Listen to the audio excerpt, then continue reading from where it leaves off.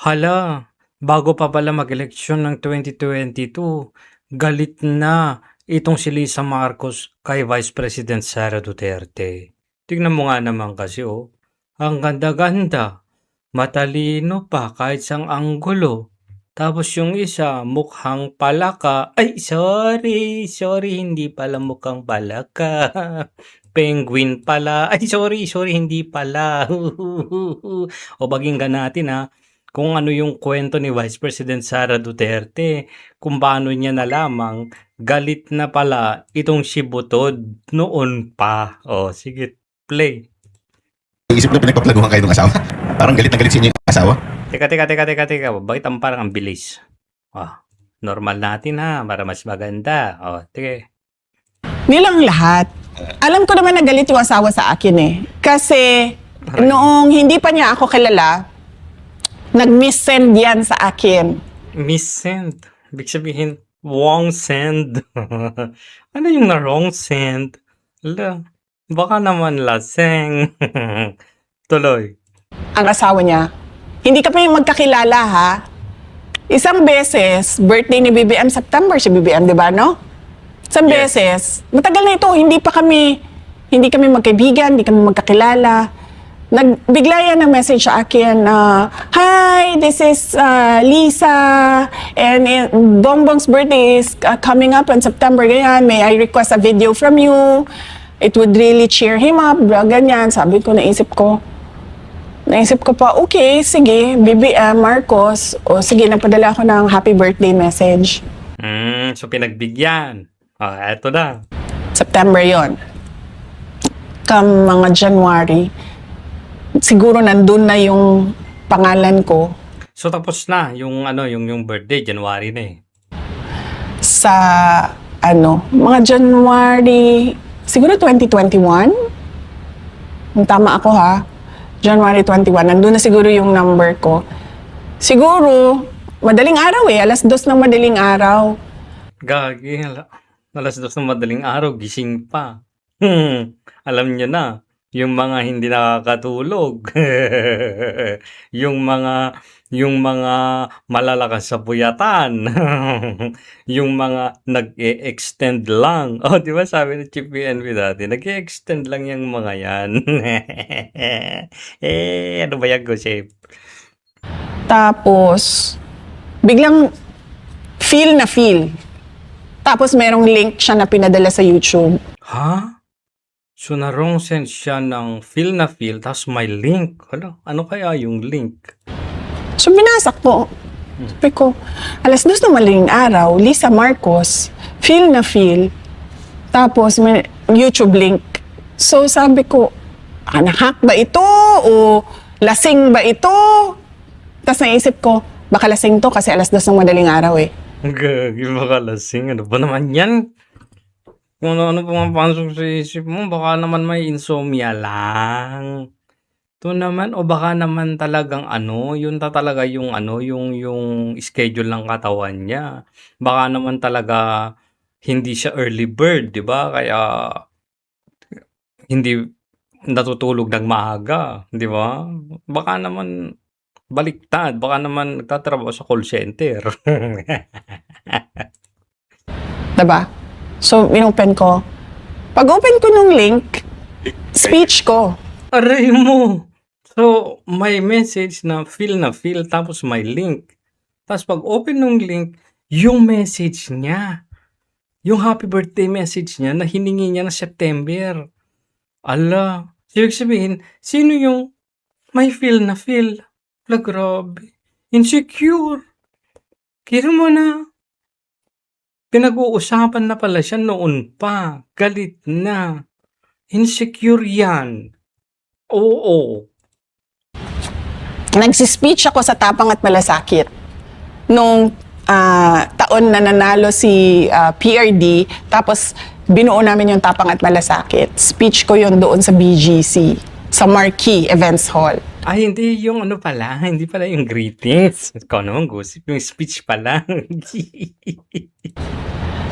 Tapos hindi ko siya sinagot. Kasi alam kong miss-send siya. So wrong send. Pero parang binaliwala lang niya. Tapos, Di ba kasi hindi naman tayo magkaibigan eh. Hindi tayo magkakilala. Tapos sasabihin mo, feel na feel. Tapos link. Sabi ko, itong ano na ito, so hindi ko na pinansin. Tapos mga 1-2 days after, chinek ko yung kanyang message. Dinilit niya. Nahimasmasan ng lola. Kapatid, tsura mo dyan, baby. Oh. Ah, guilty. Dinilit niya.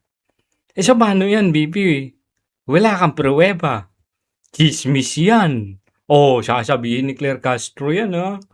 Chismis. Ang daling bumuo ng kwento. Walang ebidensya. Wala. Meron ka bang pruweba? Sige nga. 2. So sabi ko, tama nga. Wrong send Ito? Miss-sent. Wrong send nga. Wala siguro sa tamang pag-iisip na. So nakamisent. So, ano kaya yung nakasave na number niya? Tsaka 1, tsaka 2, tsaka 3? Yung mga kalaban niya? Tsaka 4, tsaka 5? Kay Claire Castro naman yung mga nakasave na na ayaw niyang mga tao doon sa phone book na Chucky 1, Chucky 2, Chucky 3. Tapos, original Chucky. Yung asawa niya.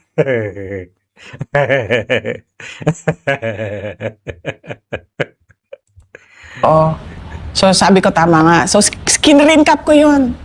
Oo, screen cap. Mga terminology ni Vice President Sara, iba-iba. Screen cap o screen capture.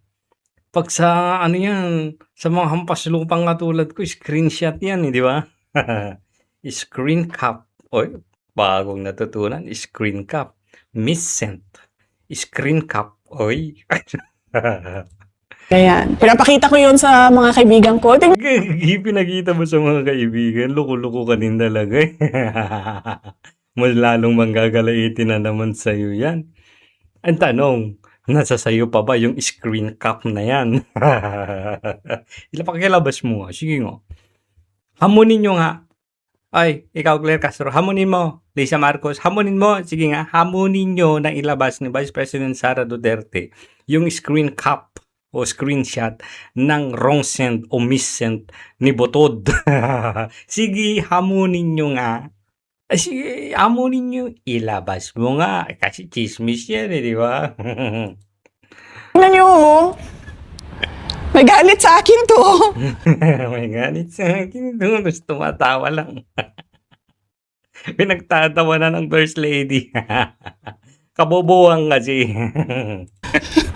Ganyan. So alam ko na yun. Alam ko na yun na hindi niya ako gusto. Kahit nung kampanya man, lahat naman ng malapit sa circle nila, kasi unity may, diba? So pag nagkukwento sa akin, sabi niya, uy, tinatrash talk ka nung asawa. Gagi, trinatrash to, kampanya. Ginamit ka lang talaga. Kasi noon pa man pala, ayaw na sa'yo. Nabudol tayong lahat. Sabi ko, oo nga eh. Sabi ko, pero wala naman silang ikaka-insecure sa akin eh. Tumakbo na nga akong vice president eh. Tumutulong na nga ako sa bayan, sa kanila. Grabe, no? Walang masabi. Grabe, no lang. Ay, lesson learned. Huwag kayong magsisave ng mga pangalan ng mga kaaway nyo na pare-pareho ang pangalan at code lang ang nakalagay. Tsaka 1, tsaka 2, tsaka 3, tsaka 4. Chucky 1, Chucky 2, Chucky 3.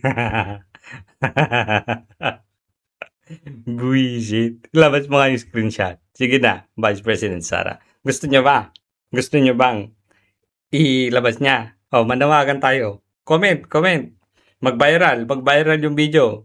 Para kaching-kaching. Hindi, sa totoo lang. Pa-comment. Para mag-viral yung video, tayo po ay nananawagan na ilabas po ni Vice President Sara Duterte yung screenshot na yan.